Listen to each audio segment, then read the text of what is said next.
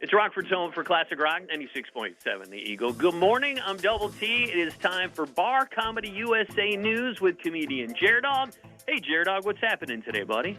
Good morning, Double T. It's that time of year again. April Fool's Day coming up. Now, as a comedian, do you enjoy April Fool's Day? I gotta say, as if being a comedian wasn't already hard enough, now we've got this day to deal with. Let me tell you, Double T, we don't exactly love it. I'll give you a few reasons why. Everyone thinks they're a comedian. that is true. Definitely. Yeah, suddenly everyone thinks they're a stand-up comedian on April Fool's Day. They think they can just tell a bad joke, play a silly prank, like they're the funniest person in the world. Usually when it comes to kids, they basically just tell a lie. Yep. And they go, oh, no, that's April Fool's. No, that's just a lie, kid. Meanwhile, I'm over here sweating my butt off just trying to come up with new material for the next show. Yeah, I understand. April Fool's Day, it's a breeding ground for stolen jokes.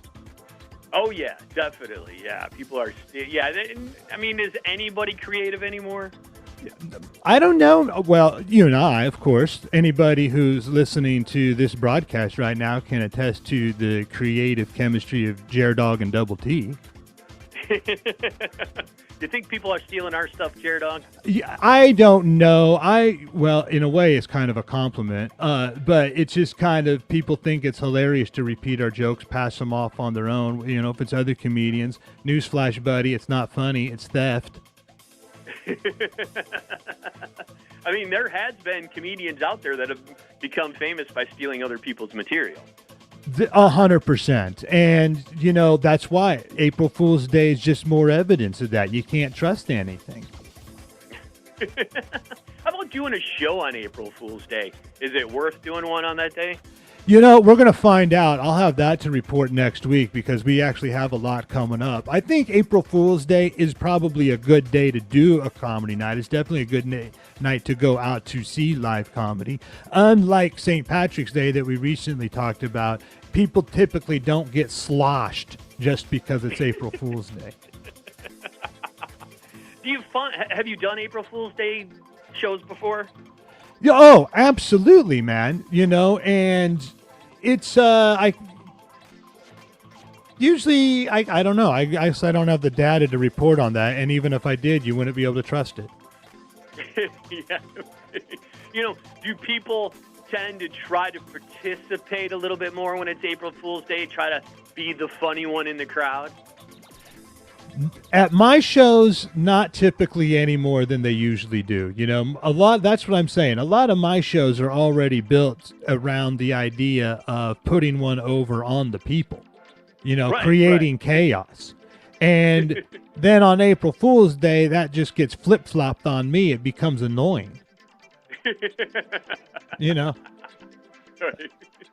And all this started, it goes back to the 16th century. You want a little Bar Comedy USA history?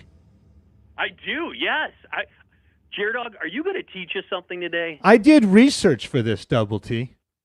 I don't even know you anymore, man. Are you ready to learn about the history of April Fool's Day? I am. Let's get it. All right, let's hear it. I'm about to drop some knowledge bombs on you. All right, here we go. I know a thing or two about being a fool, so I'm the perfect guy for this job. Okay. So it dates back to the 16th century. Okay. And apparently back then, Double T, people used to celebrate the start of the new year on April 1st. Okay. Then in 1582, Pope Gregory the XIII decided to shake things up and make January 1st the new year. Can he just do that? I get typical politician. Gets in and just changes something that works perfectly fine. So then that's the Gregorian calendar, which is now January 1st is the new year. Now, that was back in 1582, Double T. And you may be surprised to learn they did not have the internet or social media back then. Really? I'm surprised. So, not everybody got the memo. And a lot of people just kept celebrating April 1st like it was the New Year's, like a bunch of drunks. Okay, yeah, I can see that. Why not? An extra day to party? Are you kidding me? I'll take it. And so that's where the pranks come in. And I guess the big prank back in those days was sticking a paper fish on somebody else's back. Apparently that was the height of comedy. I almost wish they'd bring that back. Yeah, and it would be fun. We should just go around and do that. Start it in Rockford. Make it the Now, thing right that would now. You'll get someone really good if you stick a paper fish on their back. You know what? And that would make for some great social media posts, don't you think? Absolutely. That'd go great on TikTok, Instagram. What if you could tape a real fish to someone's back? That would be even better. I think I'd give that one a like. I follow that person. Yeah, and that's the whole thing. The pranks only get more elaborate and ridiculous. You know, newspaper, the media get in on the action. I don't think it really has anything to do with ancient Rome or the vernal equinox. I think it's just an excuse for people to act like a bunch of idiots for the day. It's Bar Comedy USA News with comedian Jared-Dog.